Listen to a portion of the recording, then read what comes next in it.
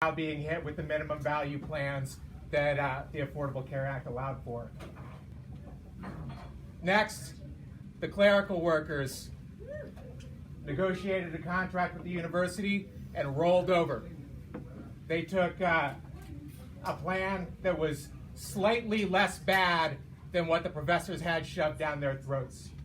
And so when our union, the dining services workers, came up for negotiations, everybody expected that it was just going to be shoved down their throats, because who were they?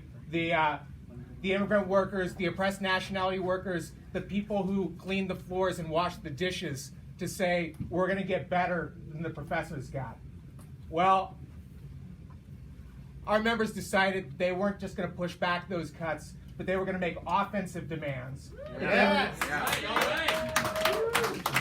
That they were going to demand a solution to the layoffs that they experienced every year and left them in poverty. That they were going to demand a minimum annual income, whether the university put them to work or not.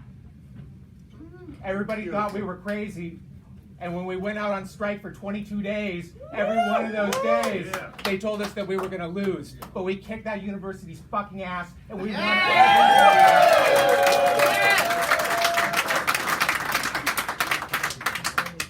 So, when I first became a union shop steward 18 years ago, one of the first things that was drilled into my head was, you gotta control expectations. Yes. You gotta control expectations.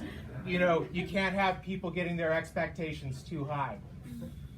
And there's a certain tendency in the labor movement that believes this, right? That the role of the union is to manage expectations and get an okay deal, the best thing that you can get from collaborating with the boss.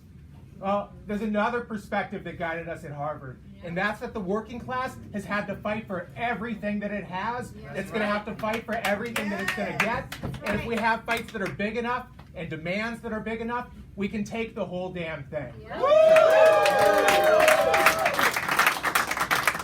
That's the perspective that guided us there. I'd encourage everyone here, as you leave and go back to your own fights, that's what should be guiding all of us. Yes.